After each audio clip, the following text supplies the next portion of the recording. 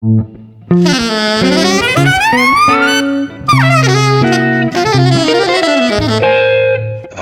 Jazz.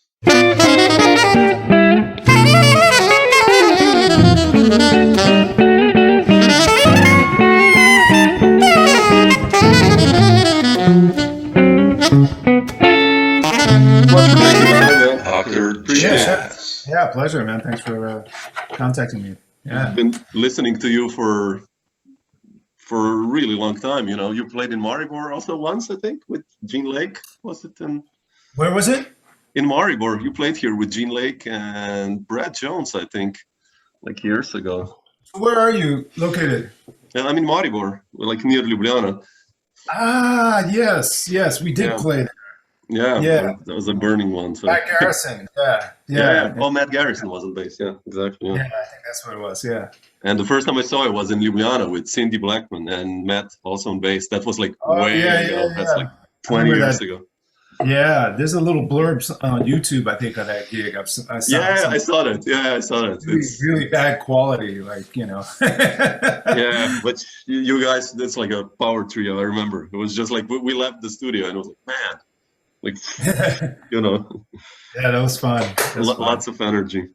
Yeah. But first, I want to ask you. You know, like when Ritualism came out, that was 20 years ago. I transcribed virtually every your solo on that CD. I still have the sheet music handwritten. Yeah. Oh, that's crazy. And I really loved what you did. And you know, I also listened to the last one, From Here to Here. And you know, it's beautiful what you do. Always something new, rhythmically and melodically and harmonically. And I listened to the last record, and I wanted to ask you about since we're here, about your writing process. And how does this work with you? Like, let's say a tune like Metaverse, or, you know, I'm writing out structures, kind of making a lead sheet, and then you get stuck, of course. If I saw it, would be easier. But how do you write a tune like that? Or how do you, in general, write music, like, let's say, for the new album? Yeah, I mean, it changes all the time, you know, depending on the tune and the project and everything. But, you know, I'm probably one of those in the category of frustrated composer, you know.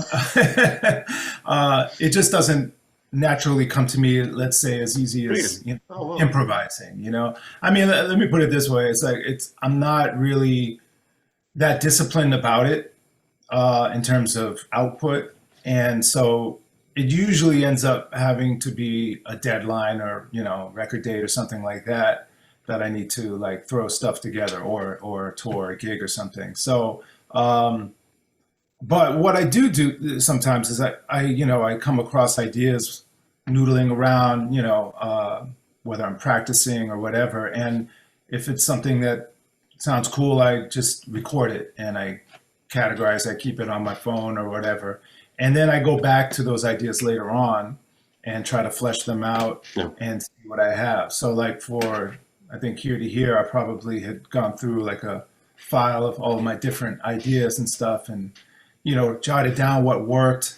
And usually a bunch of ideas come to me and they're kind of related, you know? Yeah. So it's almost like I have an A-B section and stuff. And, but then I usually don't finish it until I have a project, you know? So that's one way it works. You know, there's definitely like, again, it depends on the project. Like I did something a few years back, Numerology, that CD was based on a commission, and it was based on numerology. So it's something I wanted to just explore the concept of numbers and you know, trying to find some compositional techniques to, you know, actually really put that into the composition, you know. So that was more thought out and laid out and stuff like that. But I don't know. I think I guess in general the way I compose tends to be more, you know, let's say that, you know, composition is improvisation slowed down, sure, and vice versa. So, you know, I approach it from that more spontaneous type of approach, you know. Yeah. But I mean, let's say, okay, we come up something in 7 or whatever, right? And but how do you then envision all the lines? Let's say you make like in this new one, there's so many times you have like a rhythmical kind of structure, and then you come up with all these unisono lines. how do you work with that? Like by hand or on computer on Sibelius? Or I do use computer a bit, yeah. I actually use Logic a bit. I use Sibelius too when I do a final score usually, but I use Logic to hear back ideas. Okay. I'm trying to wean myself off of that. It's become, I feel like a bit of a habit over the years. I mean, obviously for some types of music, you know, if you're doing like groove hip hop or whatever, that's your compositional tool. Sure. You know, in jazz, you know, or whatever you want to call it, it can be, but it could also be a crutch. You can kind of depend on that a little bit too much, and I've been guilty of that. I feel I want to do it more organically, and I think the danger of potential danger of using the computer is that you don't hear the whole picture in your ear as readily, you know. But you know, it really depends on the individual. I mean, I've come up with some great ideas and things that I probably would not have come up with had I just used pen and paper or something like that. So, you know, I'll you know, trial and error. You know, if I have a groove in 7, you know, and I am thinking, sometimes I'll improvise. I have a MIDI guitar thing because I'm a terrible keyboard player. I'll improvise some lines in there, and I'll grab you know, the best parts and put it together, or I'll actually hear something and I'll sing it and record my voice singing over it, and then try to transcribe what I did, you know, all that kind of stuff, you know, you know, just try to make it sound as organic and as possible, you know. What about drums? Drums you leave out, right? Or you write drum things? No, I write drums like crazy. Yeah, I'm really much into, you know, thinking of the rhythm as really the primary element. And so, yeah, so I've been doing it less and less over the years, but when I was working particularly with Steve Coleman and M-Bass, that was like what we call drum chants. So they were explicitly written out drum parts. And that's where I actually really got into that, because I'd never really seen that before. I mean, I've done big band stuff, but it wasn't so intricately laid out, you know. So, but, you know, we would do, you know, kick and snare on staff and cowbell and hi-hat, open hi-hat cymbal. Yeah, so I saw Marvin Smitty's chart once for Steve Coleman. I was like, man, like how does he play that? You know? Yeah. So we, you know, I remember writing charts out for Smitty for some of those tunes I wrote, and I don't really do that in my band anymore. But I do give them like a MIDI recording of it, and I just ask them to kind of play that part as close as possible, and then do your thing. You know, but to me that's really important. You know. For my music, it's like, you know, don't just play like a Latin group. Sometimes it's okay, but other times it's very specific to the tune, you know, the rhythm. Yeah, I know. That's what Metaverse. Now I'm just remembering, Metaverse did have a particular drum chant that I wanted EJ to play. You know? It's so like that. It's like some 5-5-5-6 or something like that. Was like, you know, I was trying to figure it out. Then, you know, of course, you get lost because you don't have this whole chart, which is like, you know, like, oh man, what's happening? But the whole tune is in it's 3 bars of 5 and 1 bar of 6. 6, that was it. Yeah, even in the intro part, I can't remember how I split it up, but it's all related. And a lot of tunes have that constant structure, but it's just sort of sliced differently. You know? Yeah, I love that. What you always like on Ritualism also already, like, you know, that 11 kind of versus 4 thing you did. Like when it came out, I was like, what is happening here? Like, you know. Event Horizon was one example. Or Event Horizon, It's like 11, it's 6 and 5, and then 5 and 6, vice versa. And then the solo section's like 22 or 4, you know, adding up to 22, you know, with a odd meter somewhere in there. Yeah. I love that. Yeah, I learned that. I mean, my own way, you know, like what you did with Steve Coleman, and, you know, these longer structures, and like you said, 11 is 22, and it's 44 if you get a 4 and stuff. I love that. And, you know, it's beautiful what you guys did, like, for the last 30 years. It's amazing. Like, and it really kind of helps you, you know, compose the next part, you know. So, you know, it gives you some structure to base the tune off of, you know, and that's kind of cool, you know, because it really is hard to sometimes come up with yeah, that next section that goes with the first section.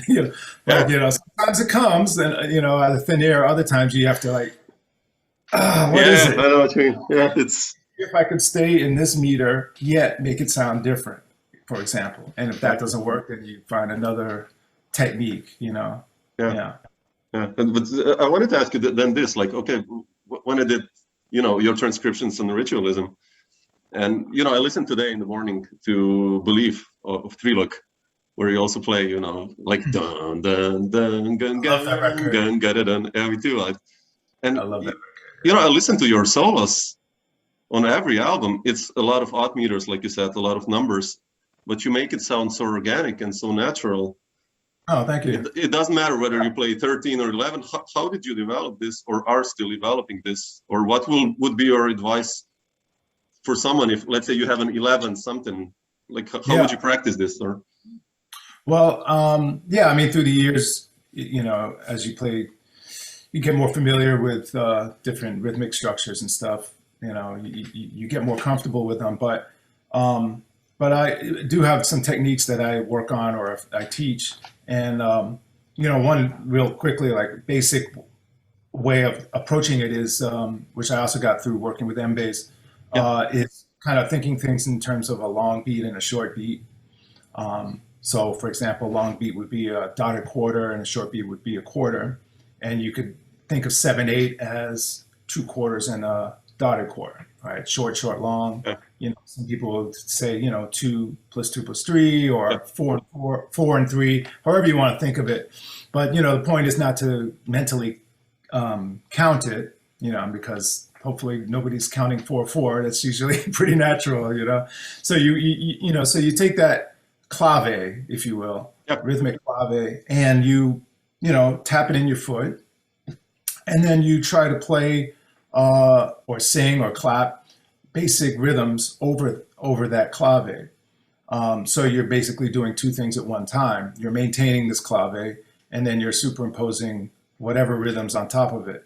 And you go through series of 8th notes, 16th notes, dotted eighths, quarters, triplets, all these things that we do over 4/4 naturally, and figure out how to do it over 7/8 or short, short, long without this clave getting thrown off. And that's the trick, And so, the idea is if you can keep that going, because one should be able to, usually most people, not all people, I've noticed a lot of students who have a hard time just keeping their foot on a constant quarter note, and whatever they play here starts to throw their foot off, So that would be step one. Make sure you can like play rhythmic and out of time stuff without this quarter note going off, and then apply that to a different type of clave.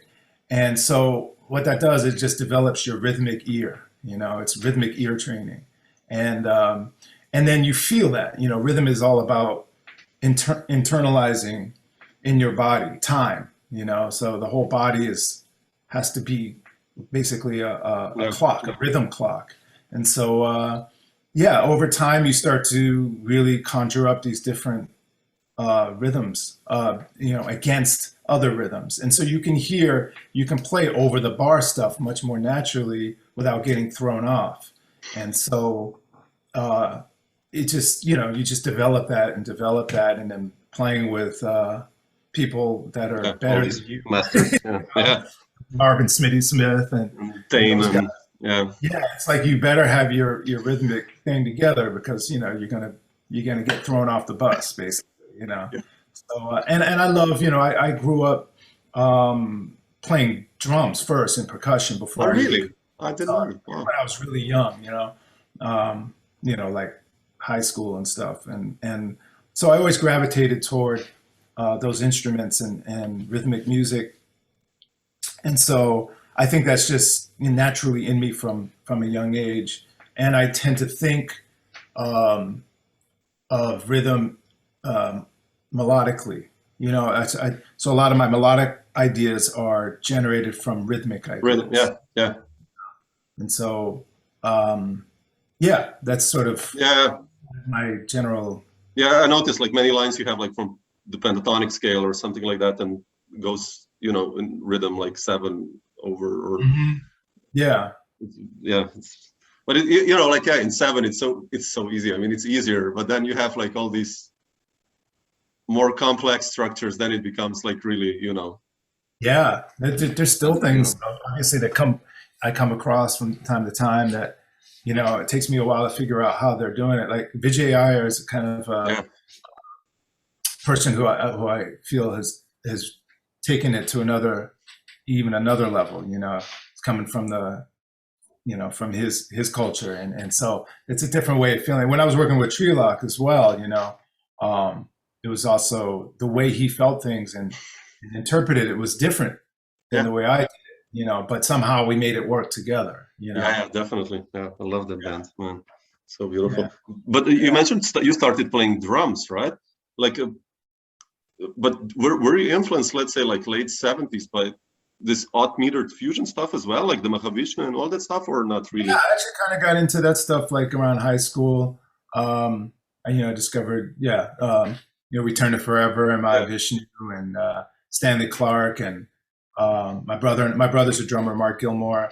We both nerded out on all that fusion stuff, and that stuff was really, I guess, influential. Over time, that definitely got into our vocabulary. Billy Cobham was a big, we loved Billy Cobham. It was amazing stuff. Yeah, David Sanchez, all kinds of amazing. Back then, these guys were signed to, major labels, getting pretty hefty budgets to do. These projects. And then you think about it now, it's like, wow, that's almost incredible that they did that. I mean, it's so bizarre for such music, for such complex music, really. Yeah. Weather Report, although Weather Report didn't do really any odd meter. No, I can't even think about odd meter tunes. I don't think they did. Reports. They might. 3. That's it. 3 and 4. Right. That wasn't their thing, but no. It's still amazing music. Yeah. But I wanted to ask you then, like, when you came to New York, I mean, I've read you studied with Joe Lovano also, and Jim McNeely, like, Yeah, well, they were my. How did that happen? Or I went to New York University, and so Joe Lovano was my ensemble, jazz ensemble instructor, and Jim McNeely. Actually, I took some private lessons with him after I graduated, but he was my music theory teacher, in my music theory class and arranging, and he wrote some big band charts that we played as well. And I used to see him at, in the Village Vanguard with the Vanguard Orchestra, and big band. So that's how I got to know those guys. And then, it's so crazy. And this was back in, I graduated in 87. So from 84 to 87, I was at NYU. So Lovano wasn't even signed to Blue Note at that point. Not yet. Yeah. Amazing. And then I wanted to ask you this, because, like, what's your story then with Steve Coleman? You mentioned him before, and you did, like, I remember Black Science and all those rhythm people and all those amazing records and Dropkick, and how did your story with Steve begin? Like, through workshops that he did, or like how did you hook up together with him? Or no, I met Steve through this organization called the Black Rock Coalition, which was founded by Vernon Reid and Greg Tate, and I was actually at one of some of the first meetings that they ever had in Soho, because I think we connected because they used to have their meetings in this audio visual studio that a friend of mine from high school owned and ran. So my brother and I found out about this organization, and we started going to the meetings, and within those meetings was Jerry Allen. I don't know if I ever saw Steve at a meeting, but if I remember correctly, I met Steve at a wedding of Flip Barnes, as trumpet player. And so he had heard about me. Kevin Harris, the bass player at the time, told him about me, and then he invited me over to the house, over his house in the basement, and we went through some tunes. And I guess that was like a unofficial audition. I didn't realize. I just thought we were getting together and playing. And then next thing I know, he calls and tells me, asks me if I want to go on tour with him to Europe. Oh man, and, that was like the late 80s, or? Yeah, it was like 87, and I was just graduating. Oh, wow. And I actually missed my graduation by one day because I flew to Europe with Steve to do that tour. So that was like my really first international tour. How was that like? That experience for you? I mean, that was still like Eastern Bloc in a way, like Soviet, East Germany and West Germany. And And we went. I remember I think on that tour we went to Berlin. So that was an ordeal, to get there, going through East Germany and everything. It took forever. But no, it was it was a lot of crazy stuff that went on that tour in the beginning, because it was, the drummer, who I won't mention, broke his foot the night before the first gig in Innsbruck. Wow. And he did the gig, but he couldn't do the tour. He had a cast all the way up to his, past his knee. And so he had to fly home, and then we had to get Doug Hammond, who Steve worked with wow. for years, who was living in the Black Forest and there. And so, exactly. So he came on tour, and then it was just so much drama that what happened on that tour. I mean, Steve's music's not easy. It's not like exactly. You just go play a swing beat and call it a day, So it was just a lot of crazy stuff going on. And then we ended up getting a great drummer who I recorded with many years later, Wolfgang Hofner, I believe his name is. Oh, yeah, sure. Yeah. Great drummer, great composer. He did a couple of gigs. He did really well, considering he just came in and did it. And then the last couple of gigs were up in the UK, and Smitty flew in. Man. And then that was, to me, it was like a 4 or 5 week tour, back then when there were 4 or 5 week tours. And, I was kind of bumming about the music a little bit because of that, not having it so solid. And then Smitty comes and like, oh my God, this is what it's supposed to sound like, So that was, and fortunately Smitty was, he was so busy, on demand, the most in-demand drummer in New York. Dave Hunt and everyone, it's like Kevin. So it was hard to get him. So we ended up, the next tour, it was someone else. And, so we didn't really get that band going, I feel, until Smitty came and did it. And then Gene Lake came in and Reggie came in, and, it just evolved from there. But that's how I met Steve Coleman, was at a wedding through the Black Rock Coalition. Yeah. That's just like the quote, I met Steve at a wedding. That's it, Yeah. Got the rest, like, okay. But how did you guys rehearse? Did you guys rehearse a lot, like the music? Like, did you meet like on a weekly basis, or like was that like I don't remember rehearsing that much with him. I never really did. It was always like I can't remember how many times we rehearsed before, but it couldn't have been more than 3, 4, 5 times, if even that. I mean, I had I had his first 2 albums. I checked out the music, and that was pretty much, that was all I needed, and Kevin showed me some of the stuff, and, but back then, the music was a little less challenging than it started getting to, and then, but a lot of times it was no rehearsal. I would have liked there, to been more rehearsals, particularly before some of the record dates, because the record dates were often, he was working on some theories and, composition and this and that. So he was working on this for a long period of time, but then we'd have like 3 rehearsals, if even that, or maybe 2 before the record date. And I'm supposed to be able to improvise over some new concept, with cell notation and it was, I really had to pull together something to just make myself sound somewhat decent on some of these really unorthodox chord changes, or rhythms. And rhythms. The rhythms didn't bother me as much as the actually the harmony stuff that was going on some of these tunes, because he wasn't dealing with, major 7 flat 5 here, and none of these conventional chords, we were dealing with like. But how did he write it? Just like intervals, or? Yeah, interval stuff. Yeah, that we, Right. we use this thing we call cell notation, Oh yeah. where Okay. there would be a, let's say a C, and then a 5, and then a 7. So 5 semitones above C. So that's actually a fourth. So Yeah. it's just C, F, and then 7 would be G. So that would be your cell. Yeah. To improvise off of. Oh, that's wait a second. That. Oh man. Okay. It makes a That lot of explains. sense. That explains a lot because I transcribed some of his lines as well, and Yeah. it's like fourths and fifths also in like Black Science or I think Rhythm People or something like that. Yeah. Okay. Yeah. Yeah. Yeah. Okay. Makes Yeah. sense then. So, Yeah, okay. yeah, definitely.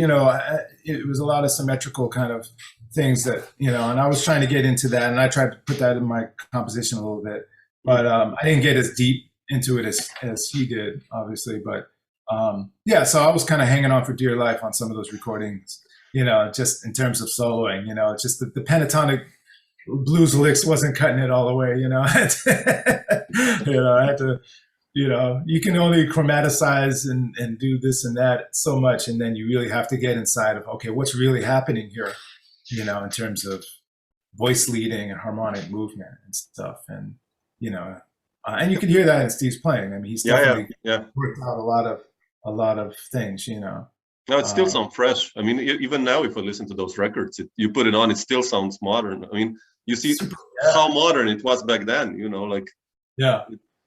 Some of the sounds maybe aren't that modern. Okay, yeah, but playing like some dated guitar synth sounds and DX7 synth. Yeah, keyboard. okay, but other than that, it's like compositionally, man. Yeah, compositionally, it's some very, very unique stuff. Yeah.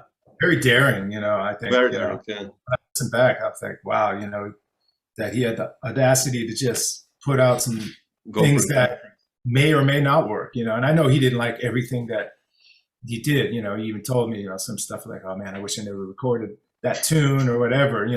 But he, and a lot of that stuff was put together. There would always be some stuff put together in the studio. So, and I've seen him do this over the years. He's basically doing it as in the laboratory. The studio is a laboratory, and he makes sure he has a little block of time to do that, Yeah. But it can be a little nerve wracking for us, because he's writing it out, and then it's like, here, do something with this. Yeah, that's heavy, man.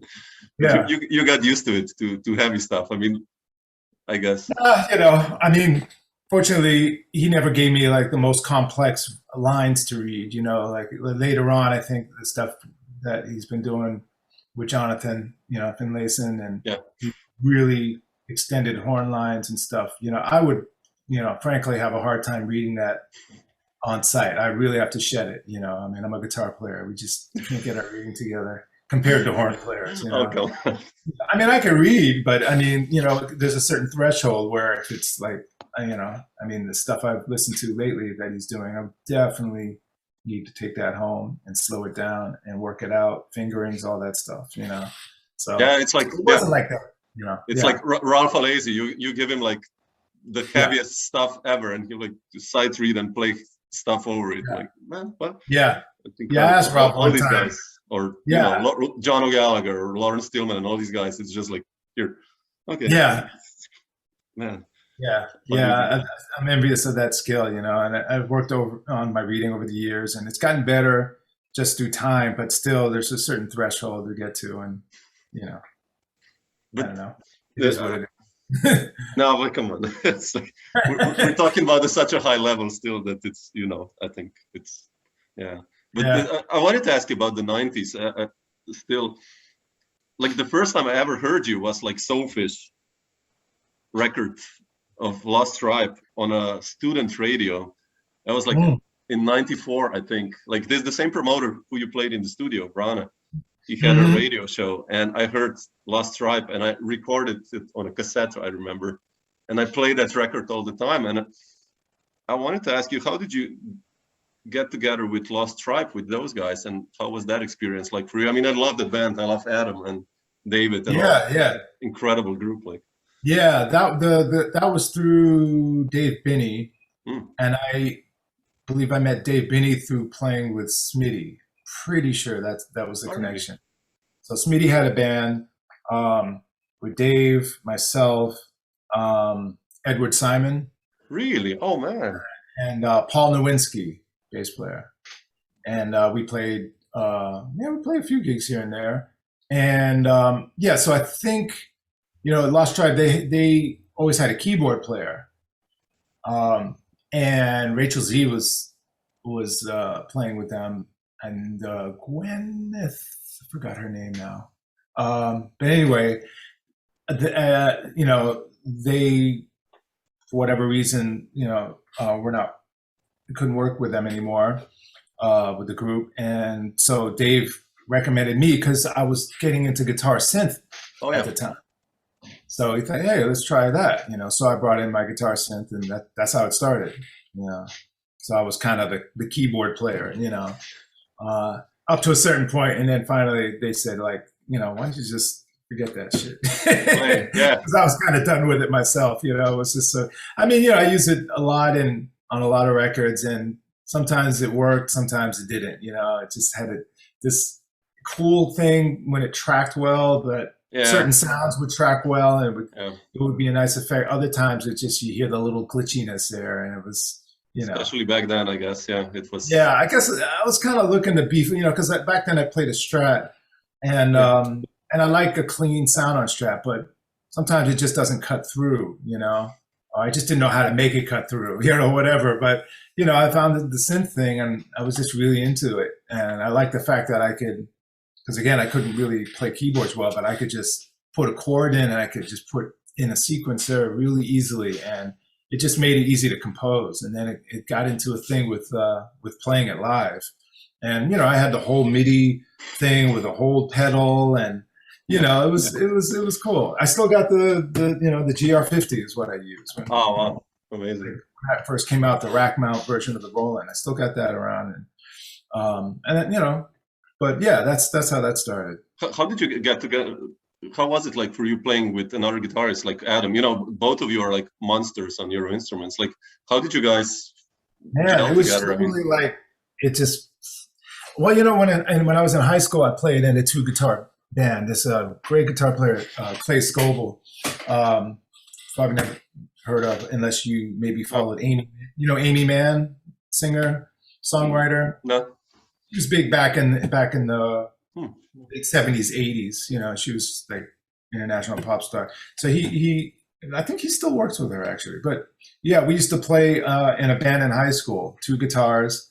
Played at my dad's club. My father had a nightclub called the Western Front in Cambridge, and so we would play there. And and it was just like, that was the thing. We didn't have a keyboard player; it was just 2 guitar players. And when you have 2 good musicians, who are sympathetic and listen to each other, it works, And it's funny, like, guitar. I mean, I guess you usually see more than one guitar player in rock bands and stuff, and nobody thinks of it. But in jazz, people think, why are there 2 guitar players? Well, there's a lot of jazz bands that have 2 saxophone players or more, So, I often hear that. It's like, how's that work? It's like, if you're good musicians and you have good ears, something good. I did a gig last night with another guitar player, and it was great. It's fun. I love playing, in the holes in the groove, and finding a little thing there, So with Adam, he's such a great, obviously a lead player, but he's also a great rhythm player. Yeah, incredible. And it just, we would just find these hookups, and rhythmically, and it was great to be different every night, and it just worked, Yeah, and then you guys did a reunion later. How was that like for you? I think you did like a Shapeshifter. A couple of gigs, we did a couple of gigs in New York. It was fun. I mean, it was great to play some of those old tunes again. It was really a lot of fun. We tried a couple of new things, and that was cool too. But I think it just didn't come together. We were record, but things just, everybody's so busy now doing other stuff, and now Dave moved out to the West Coast, even though he goes back and forth and stuff. I played with Ben last night, Ben Porowski, actually. Oh, So, really? Oh, man. Wow. and I play with FEMA, but always in different bands, different situations, So we're all still connected and everything and playing with each other. But yeah, I guess, I don't know, for whatever reason, we just didn't get the inertia to get the material together to go in the studio. I think we all wanted to, I know I did. And I wanted to write stuff for those couple of gigs, but I just didn't get it together. And I felt like, man, shoot, it would have been nice to bring some tunes in to hear how it sounds. New stuff, now. yeah. But I didn't. And, Dave brought some stuff because he's always writing, composing, and he brought most of those tunes in for that band. So that was great to play his tunes again. And yeah, I don't know. Maybe it'll still happen. Maybe, it would be cool. Such a 20 years. We'll be like 70-year-olds, doing playing ballads. Right. Lost Tribe does ballads. Right. It's a good idea. But speaking of these 90s, I mean, it's like I don't know how it felt for you, but like when I check what you did in the 90s, it must have been crazy for you. Like you did like Steve Coleman and Lost Tribe and bunch of amazing other stuff. I want to talk to you later also, but like we mentioned before Treelock, and how did the connection with Treelock happen? Because all the connections kind of with Lost Tribe makes sense and Steve makes sense because it's New York musicians, but how did this Treelock connection happen? Treelock came about from a promoter, booking agent that I know in Berlin, and he from what I remember, he recommended me. And I don't know, I can't remember how he knew about me. I mean, I guess he saw me play with Steve Coleman or something, but Hubertus von Fau was his name. And he booked a bunch of tours for me, years later. But yeah, he recommended me to Treelock, if I remember correctly. And then, how else did and I saw them play, they came to New York, they played at the Bottom Line. And I think that's when I met them and Chris Mendoki and my memory's really bad in that time period, but I remember we recorded in Germany for Believe.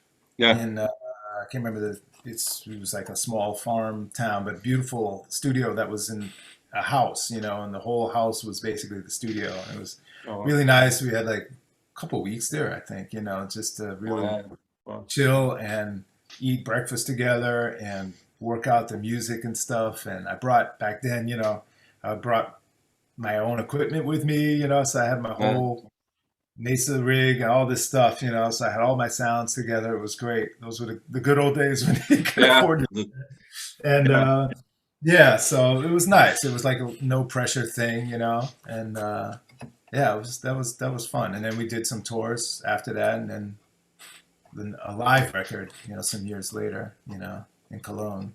Yeah, such a burning band, man. Really, like, also the music, really powerful. Like, the music was really cool. So cool. I'm spacing on the piano player's name, not Andy Emler. Oh, Daniel Goyon. Daniel Goyon, yes, of course, yeah. He did a lot of the composing and arranging. The co-composed with Treelock, but he put all that stuff together because Treelock doesn't. I don't think he really writes music out, So Daniel did all that stuff. And actually, but even before that, I came to Treelock's house in Hamburg, outside of Hamburg. That's right. How can I forget that? Yes. Oh, beautiful. Yeah, man. We worked there, and it was really special. It was a very fruitful kind of time for me in the 90s. I was really busy touring and just like these new connections and stuff, and one after the other. Now that I think of it, it's like really a lot of really fortunate kind of series of things that happen. One to another almost, right? So like and there were, I think there were just more venues, more clubs, more. Touring. It was easier to tour, and all that stuff, Like because of you were so busy in the 90s. Was that like only, because Ritualism is like 2001, right? It's your Yeah, first yeah, album. 2001. Yeah, I didn't get to my solo thing till. How did you decide to do Rich? I mean, for me, it's like one of the strongest guitar records, modern jazz guitar records. Really, Oh it's wow, man, the that's a compositions, the arrangements. compliment. I put that CD even on like yesterday, and I was like, Uh, just to get in the it's vibe one of my for it. favorites of my own CDs. Actually, it probably is my favorite. Actually, I'm still trying to get back to that. Well, How it did came you up. decide to do it? I mean, like, when was the moment you said, "Okay, I'm ripe now for that"? Or... I think it was like a new century coming. I was like, okay, Dave, you better finally get that solo project that you've been trying to do all these years. Really, it was like because it was, I guess I recorded it in 2000 or end of Okay. 1999. I can't remember. It took a while to get it out Okay. because I released it myself and everything. So no, but I had a working band there, more, probably more than at any other time. Just playing regularly in New York mainly. So it was And basically that was, the guys from the album, like Ralph and Ravi and all these guys, or Rodney well, Holmes. not the horn players. I had no. It was just the core band was George Colligan, Okay. Rodney Holmes, and Brad Jones. Oh, So wow. it was Okay. a quartet: piano, guitar, bass, drums. Um, that was the band. We used to play at this place called Dharma in I guess that's, what is that called now? I don't know what they call it now, on the Lower East Side. Okay. Yeah. And it was a really cool, it was a very bizarre club. It was like the stage was up on a balcony in the club. Like you have the bar here and then way, way up. You have to look up to see the band. It was really strange. But a lot of people played there. Kurt Rosenwinkel played there a lot. Anyway, we played there quite a few times, and the Knitting Factory and these other places. And so it gave me a chance to finally work on tunes, and develop them, And I had my boy Sharrif Simmons, the guy who does spoken word, he came in and I was recording his poem spontaneously. He pulled out this poem and I recorded that. And then I transcribed most of what he did and use that on the record, because he just put it in perfectly with the music, So I wanted to make sure to recreate that on the record. So that's how those sections came about when he changed his poem. And yeah, just the music just came about. There was a couple things that I wrote, had to sit down and write for the Kaizen. I think. Yeah, Kaizen, man, I love that one. It's coming back to me now. I was playing with Chris Mendoki in Paris at like New Morning or something like that, and I wrote that tune. Oh, Yeah, so that's how that came about. And I don't know, I wanted to do standard. I did off minor and did an arrangement of that. yeah, I love that. And Yeah, that's a beautiful one. yeah, so and contacted Binney and Ralph and Ravi. Yeah, I just want to kind of have some guest musicians on it, and I was gonna shop it around, and I did. Yeah, how send come? Yeah, Yeah, like, I was so eager at that point to get it out, and I already kind of had my mind set on, okay, I'm just going to put this out. I don't want to like wait, But at the same time, I did send it to some people, and I can't remember the name of the guy now, but I got a call back, and the guy was super excited about it. He was like, "Man, this is so killing this stuff." And at that point, I think I had already ordered the copies pressed, and I told him, I was like, man, yeah, thanks, man. I mean, but yeah, I think I'm putting this out myself. And he was like, wow, okay, well, look, man, stay in touch. Let me know what's happening. So I said, okay, I will. And so I put the thing out myself. And I remember I got in touch with him maybe a year later. It was like a totally different vibe from it. It was like, yeah, what do you want? Like, yeah, like I thought you liked my shit, Now it's like, okay, I can't even get you on the phone. Anyway, that was weird. But I put it up myself. In retrospect, I'm glad I did. I mean, I've always believed in, especially, around that time, it was like the beginning of artists really putting out their own stuff. And CD Baby was launching. The Orchard was how I put it out, which you can't even get in the door now unless you're like kind of establish, you know. So, you know, I really believe in that paradigm of owning your own masters Thing. and Yeah.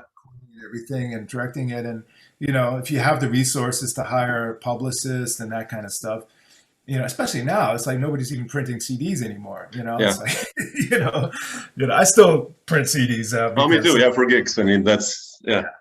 I just need to see something physical, even if it sits in boxes in my attic for years. It's like I need to see it. But no, I mean, I'm gonna do more stuff on my label.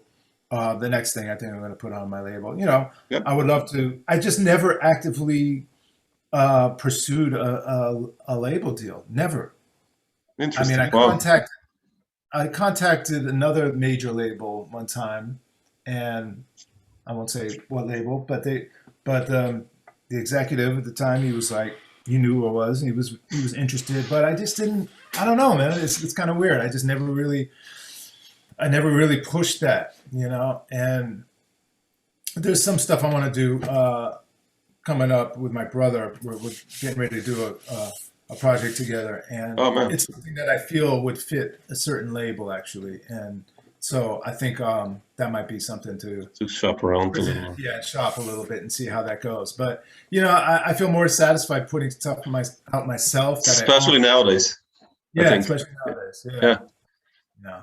I mean, unless you're like, I think with a really big one, Yeah. doesn't think even it's- make sense. Have a really big one just to say, hey, you know, I'm on such and such, and Yeah. family brand kind of thing, you know, with other artists and stuff.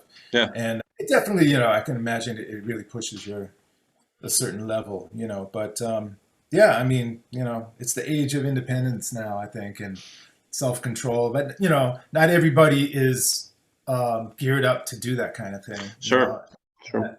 You know, for me, I always kind of did that. I was a music business major at NYU, if that meant anything. But it kind of did. It kind of got me thinking about understanding about copyright law and all That those helps. things. Yeah.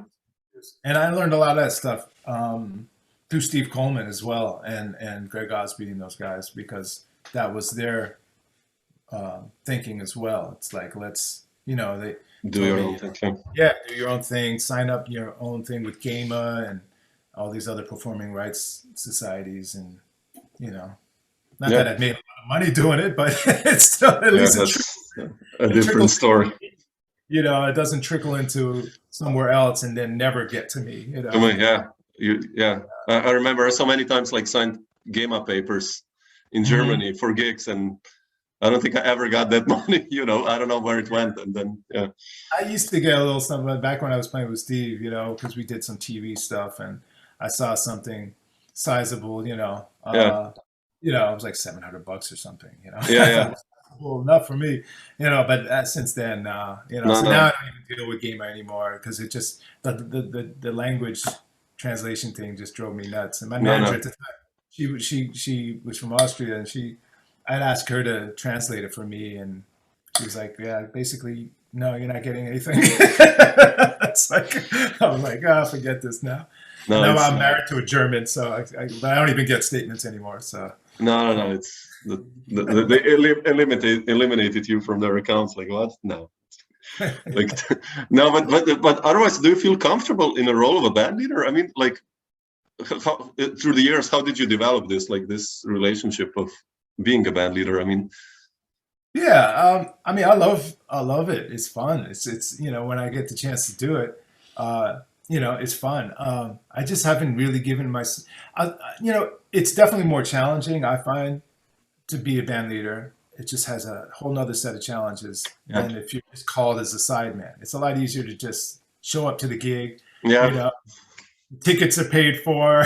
You know, it's all worked out for you. You know, and I do like the role of playing other people's music and bringing my thing to it, and doing that. You know, it's a lot more pressure for me to put it all together as a band leader, but it's very rewarding. in the end, then it requires a certain, you know, motivational thing, and it goes back to just like, you know, it's never really been something that I have pushed that strongly. you know, and I still would like to, but I'm just, just being really candid with you, it's not, and I've noticed that with a lot of people, a lot of musicians, it's just not, you just have to know what your strengths and weaknesses are, and what your desires are, and my desire still is to do more stuff as a band leader. I just have to align my motivation with that. And because it is, the older you get too, it's just like, you like knocking on doors. I think, you have to outsource stuff, and you have to make sure you align yourself with good people, booking agents and stuff. And I mentioned the booking agent before. I don't work with him anymore, but I need to find, and I have someone in mind for a good booking agent that can help out with that. But what happened was I did From Here to Here, and that was sort of, I was thinking ahead that this would be a great band to bring on the road, just back to the guitar, piano, bass, drum thing that I did with Ritualism. Quartet, small, it's logistically easier to bring on financially the road. Doable also, Yeah, and then COVID hit, and actually, we lost Jerry Teakins, president of the label, so it was delayed first because he was hospitalized, and it finally came out last year during COVID. So no tour was going to come together for that. But I was talking to a booking agent about doing stuff in Europe. So that got, so now I'm like regrouping, and honestly I want to like write a whole new set of music, because it's, for me now, it's sort of like I want to do something different. Yeah, I know that. I know the feeling. Yeah, it's like 2 years later. It's like, okay, it doesn't make sense to play anymore. So, but and I'm teaching, Berkeley, and so that's beautiful. That doesn't preclude me from touring, but it just maybe takes the urgency out a little bit. I know what you mean. Yeah. It used to be when I'm younger, it's like, man, I really need to get this thing going, for financial reasons. Now I don't really have that worry, it's more for just creating and playing and sharing my music, which should be the main goal anyway. That, in my opinion, that is the main goal, right? So I spoke with Rodney Jones the other day, Oh, Rodney, and he was also saying the importance of sharing the music and the knowledge, and he's kind of in this vein also. So I just saw. He just did some gigs. Where did he play? Was it? I think it was at Smalls. He played with whom did he play? Oh gosh, I don't remember. I saw it online. Yeah, Smalls has the live streams. So. Yeah, he's great. He's a great. I love he's a great band leader. Like his how he talks to the audience and everything. Yeah, and presents it. He's very good at presenting his band and the music and all that stuff. Yeah. But speaking of band leaders, I just want to ask you only this, like, you played also with Wayne Shorter and did, that record High Life, which is amazing, but you had like an amazing touring band, with, I think it was Alphonso Johnson and Rodney Holmes and Jim Beard. And like, how was it, speaking of band leaders, how was it like working with Wayne? I mean, of course it was probably amazing, but what was the learning experience for you like, and how did you happen to get that gig actually? I mean, like, I got the gig through, first it was for recording on High Life. Will Calhoun, who's on the record, recommended me, and Marcus Miller. The way they said it, they told me that Wayne was in the studio because they already did all the main tracks, and they said that Wayne was sort of listening back to the music and was kind of doing like air guitar or something that, without really going out and saying, "Hey, do you know any good guitar players?" He was just doing this, and then they saw him and they were like, "Wayne, man, are you hearing guitar on this?" and so they thought about me, and I sent a tape out, cassette back then, to them, and then Wayne called me up. He was like, "Hey, this is Wayne Shorter." I was like, exactly. What? And he said, "Hey, you don't you waste no time getting to the point, do you?" talking about like my music, because I obviously sent him stuff that I wanted to impress him with, and stuff. And so he's like, you don't waste any time getting to the point, which I took as a compliment. And then they flew me out there, and it was just me and Wayne. I would rehearse at his house. Oh wow, man! He had new melodies written out for some of the music. And guitar, wrote guitar, wrote David on there. I was like, what? Oh, wow. And, and then we both went in the studio and did overdubs. And that was a challenging reading session because Marcus had me picking, because a lot of stuff he was just coming up with. Marcus was just thinking, okay, I want you to fill this in. So he would take chords from the piano chart and have me play it. And obviously, the piano parts are dense, consecutive seconds, cluster chords, so that we can't play on guitar. So you have to find immediately like the right notes, the choice notes and stuff. So that was a bit challenging, but I ended up taking a lot of that and playing it live later on, So if what's the name?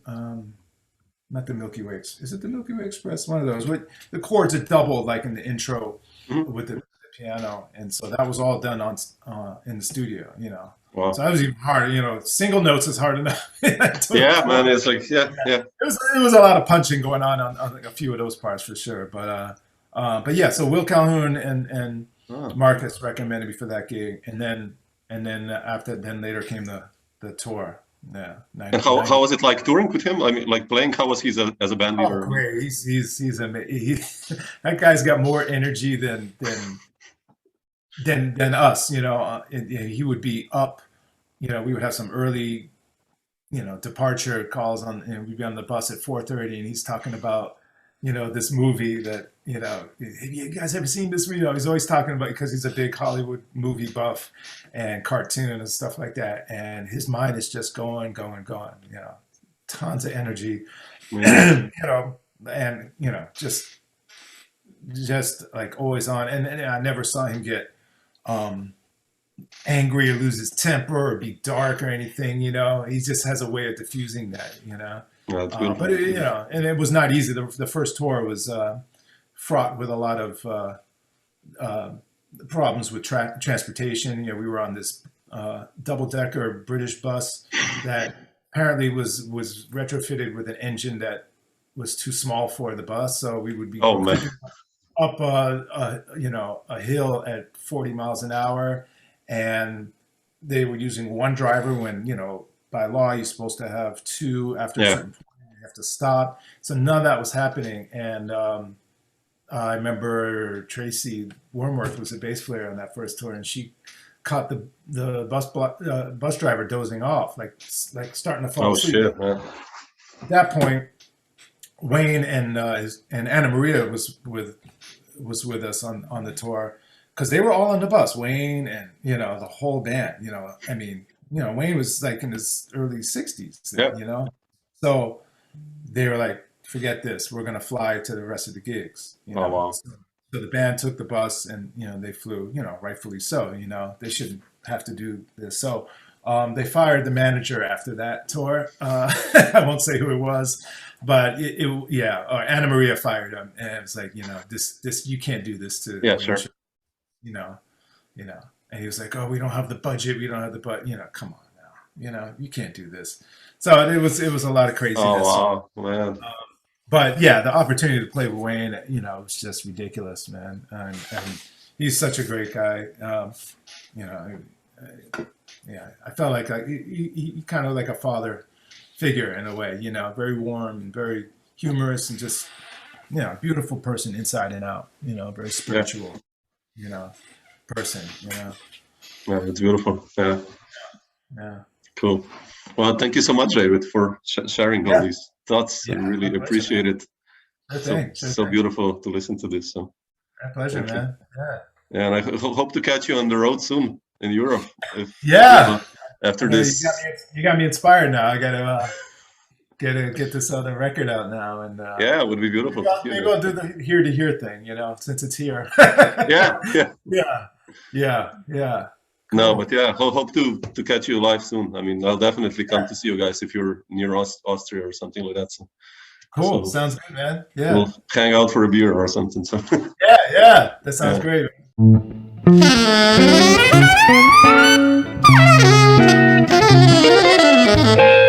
Dr. Jazz.